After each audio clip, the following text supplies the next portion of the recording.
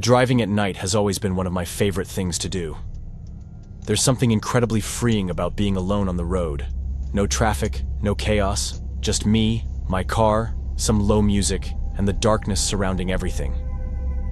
If the road is long and lined with dense forests, even better. There's just something special about those solitary drives, almost meditative, that has always drawn me in. That's why, about 6 years ago, I finally decided to drive the entire length of the Blue Ridge Parkway. I'd always dreamed of covering those 469 miles of scenic road through the Appalachian Mountains, connecting Shenandoah and Great Smoky Mountains National Parks. For years, I looked at pictures, read about the route, and promised myself that one day I'd do it. Finally, I got 8 days off in a row, and I didn't think twice. I grabbed my dog, Charlie, packed my bags, filled up the tank, and hit the road. The first few hours were incredible, exactly how I had imagined. The scenery was breathtaking. The road twisted through the mountains, and the silence was almost absolute, only broken by the sound of my tires on the pavement and the wind passing through my slightly open windows. Some parts of the route were trickier, with tight curves and stretches where the road wasn't in the best shape, but nothing that made me regret the trip. But after hours of straight driving, exhaustion started creeping in. I knew I needed to stop for a bit, drink some coffee from my thermos, stretch my legs, and let Charlie out of the car for a few minutes. That's when things started to feel off. As soon as I turned off the engine, Charlie, who had been lying calmly in the back seat, immediately lifted his head and locked his eyes on the trees around us. He didn't growl, didn't bark, just sat there, completely still, ears perked, staring into the dark forest. I had never seen him like that before. Charlie was always a laid-back dog, never bothered by anything. In that moment, I knew I had to trust him. Something was out there. Something he could sense before I even realized it. A wave of dread washed over me, and without thinking twice, I started the car again and got back on the road. But Charlie never relaxed after that. For miles, he just sat there, staring out the window, watching something that felt like it was following us in the dark. I kept telling myself he had probably just gotten spooked by a deer or some other wild animal, but at the same time, I couldn't shake the feeling that something was wrong. Eventually, I tried to push those thoughts aside. I'd been driving for too long, and even though Charlie's reaction had unsettled me, I really needed to stretch my legs. So I pulled over again. This time, I wasn't hesitating. I opened the door to let Charlie out, but the second I did, he bolted, straight into the forest. No warning, no hesitation. It was like something had called him. My heart dropped. Charlie never did that.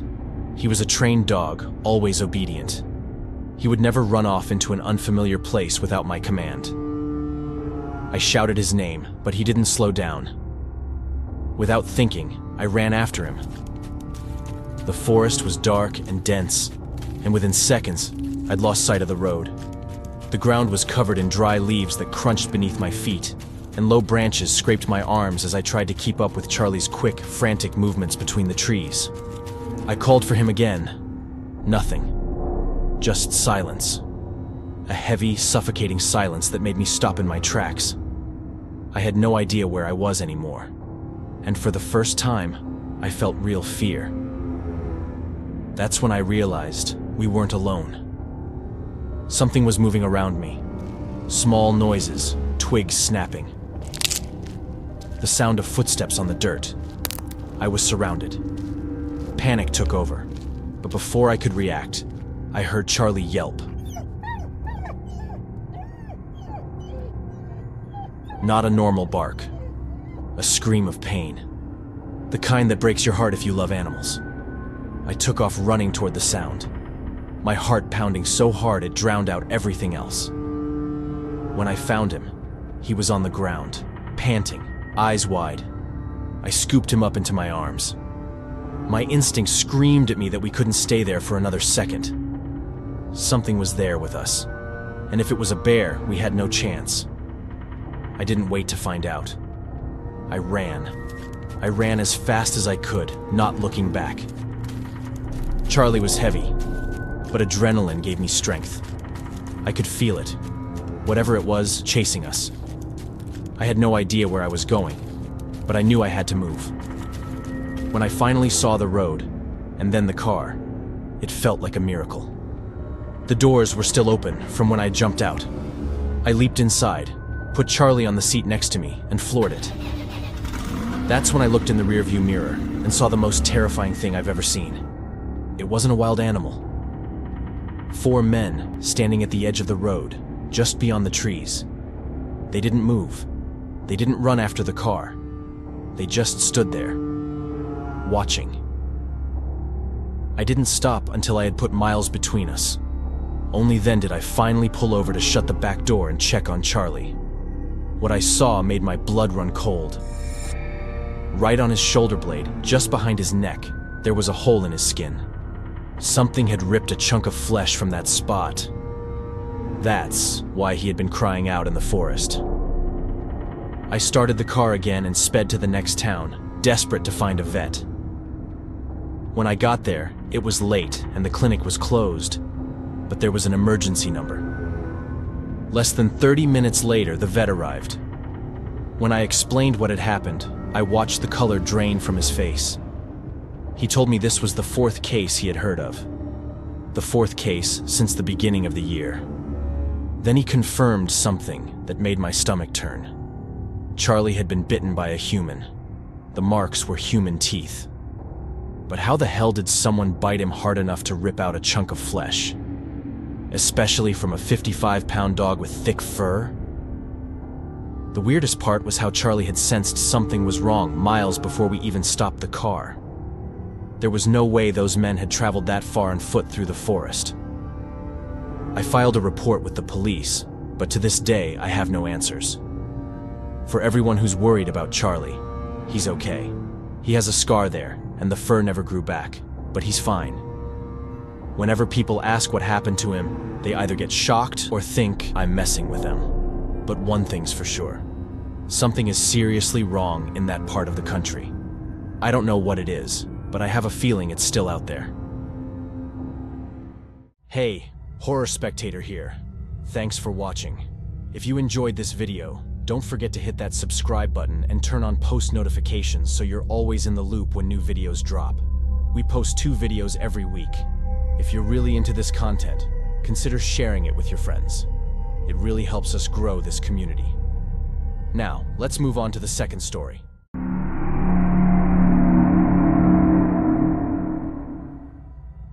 What I'm about to tell you happened in the summer of 2002.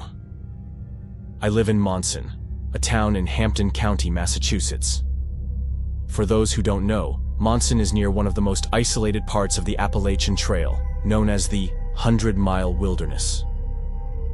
This trail stretches northeast from town and ends just outside Baxter State Park, a remote, densely forested area where civilization feels distant and irrelevant. I was never really into Appalachian stories. My family was never the outdoorsy type. We didn't hike, camp, or do anything remotely adventurous. For us, the ideal way to spend time was indoors, away from the unknown. Maybe that's why I was so fascinated by Sarah, a girl from my school who lived in a remote area, in a wooden cabin right next to the trail. She grew up surrounded by nature, knew the sounds of the forest the way I knew the sounds of the city, and talked about playing in the woods with such excitement that I always wondered what it would be like to live that way. For years, I wanted to see her house, but my parents were paranoid about anything involving being in the middle of nowhere. By 2002, I was in my senior year of high school, and my parents had lost some of the control they used to have over me. Plus, I had a babysitting job, which gave me the perfect excuse for the night of July 11th that year. Sarah invited us over for a sleepover, since her parents were going to be out for the weekend. I knew I wouldn't be able to stay the whole night, but I planned to stay as long as possible. I told my parents I was babysitting and headed to our meeting spot, a gas station where Olivia, the only one of us with a car, was going to pick me up. When I got there, I could tell something was off. Olivia was standing next to her car, visibly uncomfortable. Parked beside her was an old pickup truck, and two men were talking to her. As I got closer, I saw they looked dirty and scruffy, but they were acting like they were God's gift to women. They were asking her where she was going, and if she needed some company. Olivia was ignoring them, but you could tell she was freaked out. As soon as she saw me, she jumped into the car, and we drove off without saying a word. On the way, we talked about how gross and creepy those guys were. But by the time we got to Sarah's house, we had pretty much put it out of our minds. The cabin was amazing, sitting in a clearing surrounded by towering trees. It was a big house but had this rustic, cozy feel to it, with a wooden porch and dim lights that made it look warm and inviting. As soon as we got there, we joined the other girls and kicked off the night with games, movies, and nonstop chatter. At some point, Denise went to the bathroom, and when she came back, she was pale. She said she saw someone peeking through the window. Sarah laughed, convinced it was just a prank to scare us, but Denise's face said otherwise. Olivia and I exchanged a nervous look. I told the group about the men at the gas station, and Olivia immediately grabbed her phone and called the cops. She said we weren't going to be the dumb girls in horror movies who stick around to see what happens. That decision might have saved our lives. Not even 5 minutes later, the power went out. Then came a loud crash from one of the windows. We ran to shut all the blinds. We knew someone was trying to get in. Sarah, knowing the house better than anyone, told us to head to the basement where her dad, a wine collector, kept his collection. The wine room had been reinforced the previous year and had a lock. We ran for it without hesitation. We had barely shut the door when we heard glass shattering and a man's voice calling out to us. The mocking tone was unmistakable. It was the guy from the gas station. They had followed us. We crammed into the tiny room and locked the door. It was a solid door, which gave us some sense of security, but we were terrified. We could hear them moving through the house, knocking over furniture, breaking things. They laughed, shouted disgusting things, enjoying the fear they were causing. Then, their footsteps got closer to the basement stairs. We heard the creaking of the steps. One of them touched the door. That's when Denise let out a sob. The silence on the other side lasted only a second before we heard a low chuckle. They knew exactly where we were. Time stopped making sense. The men started pounding on the door, each hit shaking the tiny room. I could hear the girls' ragged breathing, muffled sobs, sweat dripping down my face. They were trying to break in, laughing, hurling insults. There was no way out. Then, we heard it. A siren in the distance, the most beautiful, terrifying sound we'd ever heard. One of the men swore loudly. Another shouted that he would find us one by one. We heard rushed footsteps, the sound of something crashing. Then silence. Footsteps retreating. When we finally unlocked the door, we were shaking so badly we could barely walk. The cops arrived at the cabin and found the place wrecked. Furniture overturned, lamps smashed, cabinets ransacked. Everything pointed to the fact that if we hadn't hidden, the night would have ended very differently.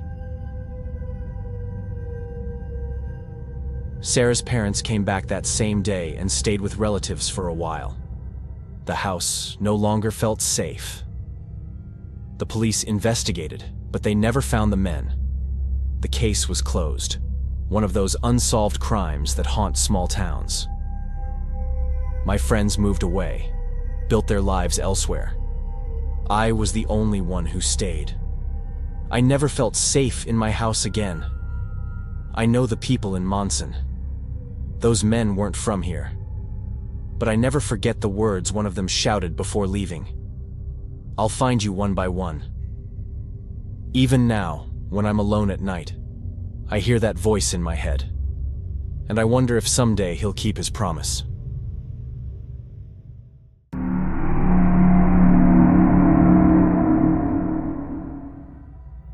I've lived my whole life in the outskirts of the Appalachian Mountains, specifically in Helen, Georgia. I grew up surrounded by these mountains, learning to respect their vastness and unpredictable nature.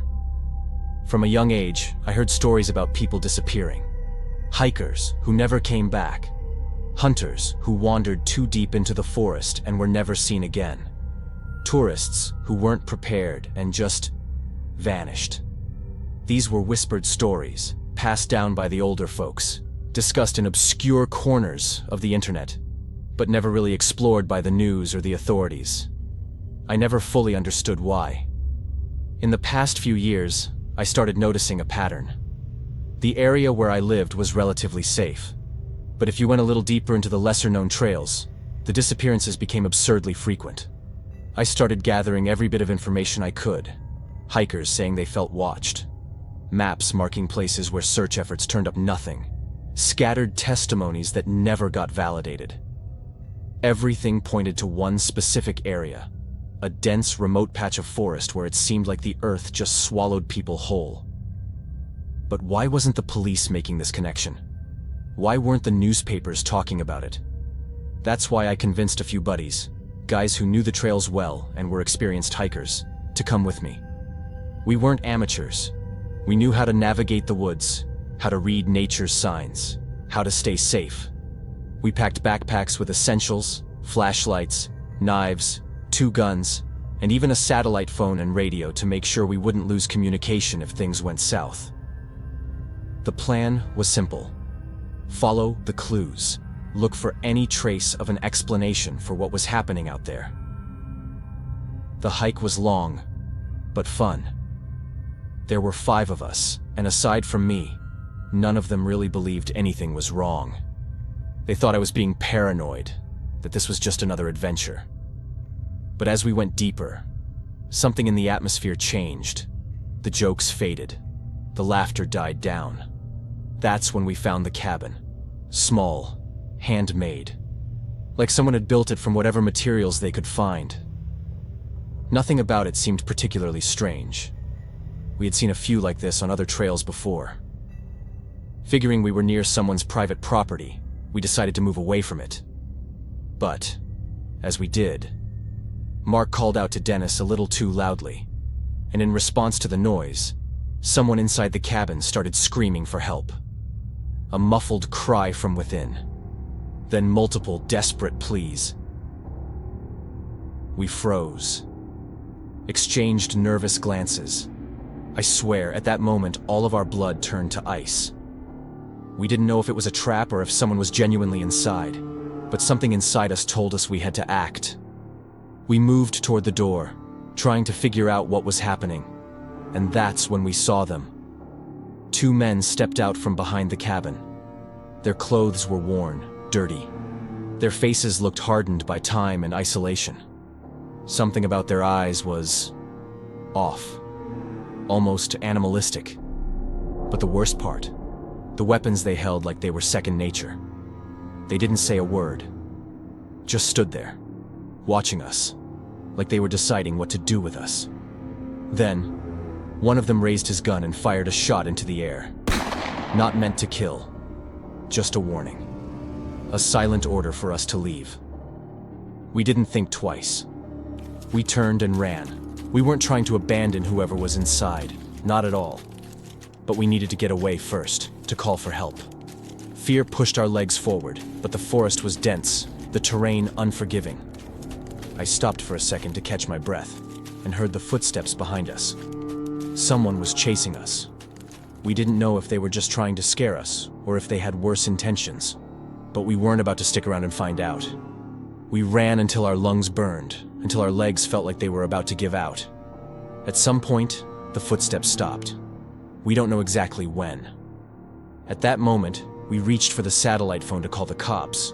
But that's when we realized Mark had left his backpack near the cabin. In the chaos, he hadn't grabbed it, and none of our normal phones had service. We had no choice but to walk to the nearest town and call the police from there. The walk was harder than we expected. We were exhausted from running, anxiety sky high, every little noise from the trees around us feeling like a potential threat. But after 2 hours, we made it back to town. We told the police everything about the cabin, the screams, the armed men. They listened, but I could tell right away they weren't taking us seriously. We're in our 20s, and to most people, we're just a bunch of dumb kids trying to stir up trouble. Still, they agreed to send a search team, but when they got there, there was nothing. The cabin was still there, but it was neat and orderly, like no one had been there in a long time. The cabin belonged to some guy who was currently out of state, only using it twice a year. No signs of the men. No signs of anyone having been there recently. We kept insisting. Told them everything in detail. Dennis, who has a great memory for faces, gave a detailed description of the two men. But there was no evidence to back up our story. The voice we heard sounded like a woman's, but we couldn't even be 100% sure of that. No one had been reported missing in that area recently, so as far as the police were concerned, there was nothing. They told us to drop it, move on, but we knew. We knew something was very wrong with that cabin. We knew someone was inside, begging for help, and we knew those men weren't messing around. It's been 14 days since then, and I can't shake this feeling.